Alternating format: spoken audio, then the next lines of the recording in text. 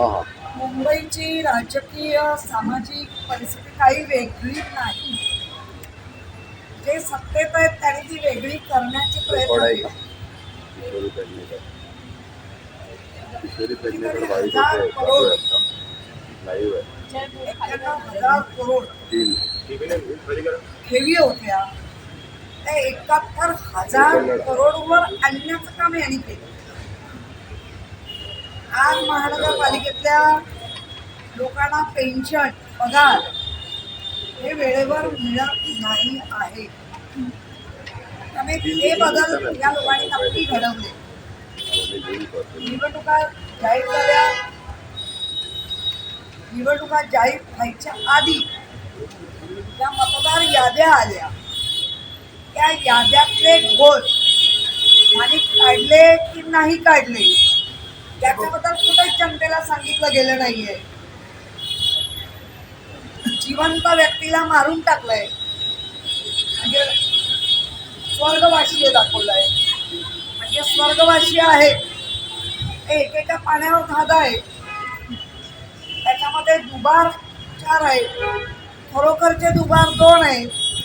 जर एका पन्नावर म्हणजे पन्ना प्रमुख पन्न्यावर जर 30 असतील तर त्याच्यामध्ये ऍक्च्युअल मतदान करणारे फक्त 6 ते 8 आहेत. असं आता प्रत्येक पन्न्यावर दिसायला लागलं. जर असं असेल मला तेच म्हणायचंय, निवडणुका जाहीर करण्याचं काम निवडणूक आयोगाचं आहे. निवडणूक आयोगाने जाहीर केले, सगळ्यांनी त्याचं वेलकम केलं. पण ऍक्च्युअल मतदान जे करणारे आहेत त्यांना दुबार दाखवले, त्यांना बाकी काय दाखवलंय, त्यांच्याबद्दल काय झालं ते काहीच नाही बोलले. याचा अर्थ आम्ही जसं रेमटवू आम्ही जसं फरफटवू तसं जनतेने पण आणि सगळ्या पक्षांनी आमच्यावर फरफटत आलंच पाहिजे. ताई, आपण जर बघितलं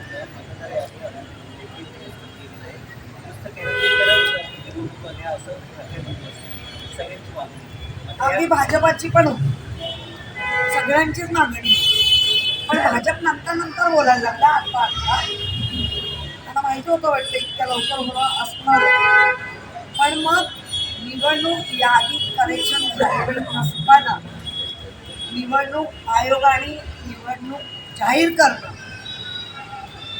हे कितपत योग्य आहे हे प्रत्येक वेळेला उठायचं आणि कोर्टातून न्याय आणायचा. कोर्टात न्याय मिळतो असं लोकांना वाटतंय, पण अजून आमच्या पक्षाचाच न्याय होत नाहीये.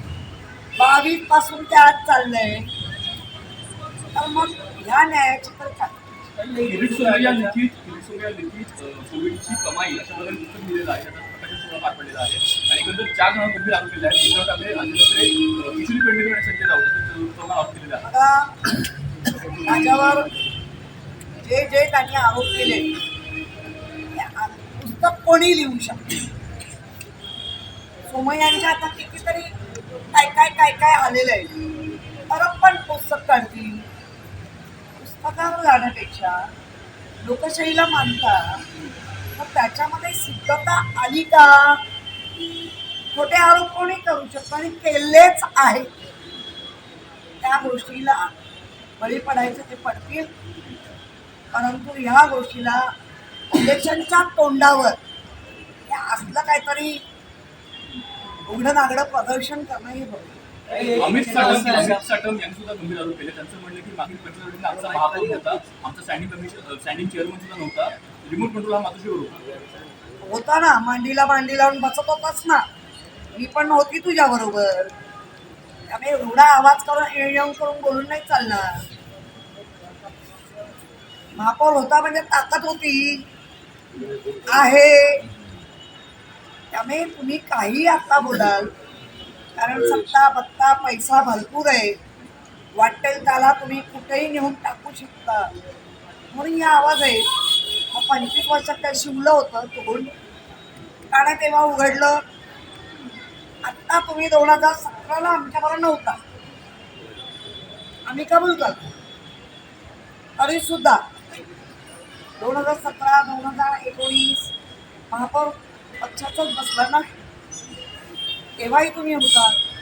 तुमच्या महापालिकेतले नगरसेवक किंवा तुम्ही इन्स्ट्रुमेंट भोगली, BST भोगली, स्टँडिंगच्या नंतरची सगळी पदं तुम्ही भोगली. स्टँडिंगमध्ये पण तुम्ही तुमचा दरारा ठेवून असायचे, मित्रपक्ष म्हणून तुमचा सन्मान राखायचे, आणि आत्ता खाऊन खाऊन सगळं झाल्यावर पोकारे देत आहे.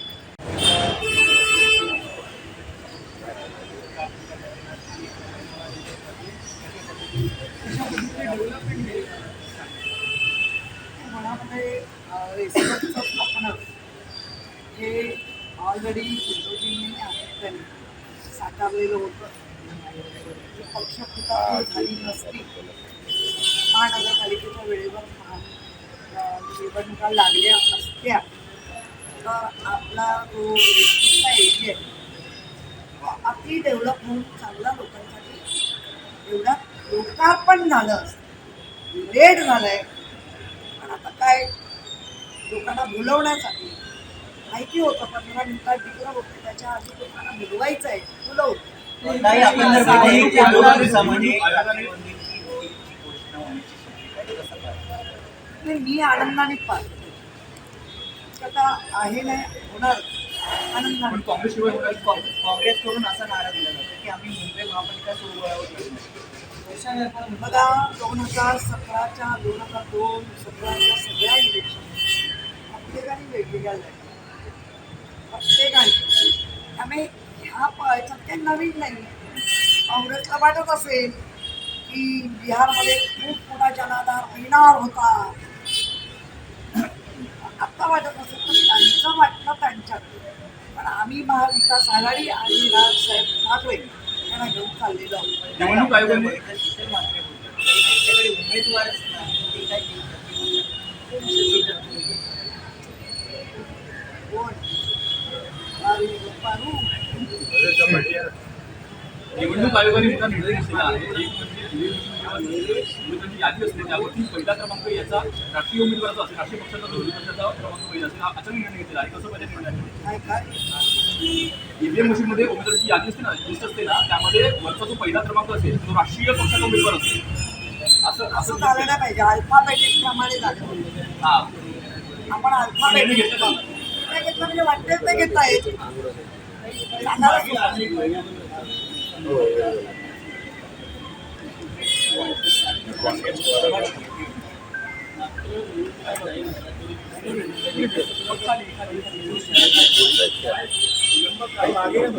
तुम्हाला त्यातलं नक्की माहिती नाही, तरी विलंब म्हणता येणार नाही, पण लवकरच होईल.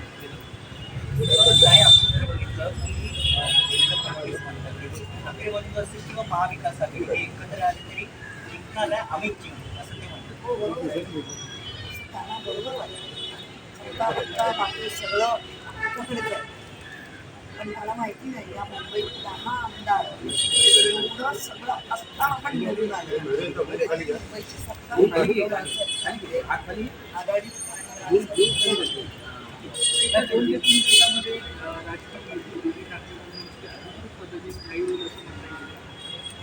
याच्याबद्दल आम्हाला अद्याप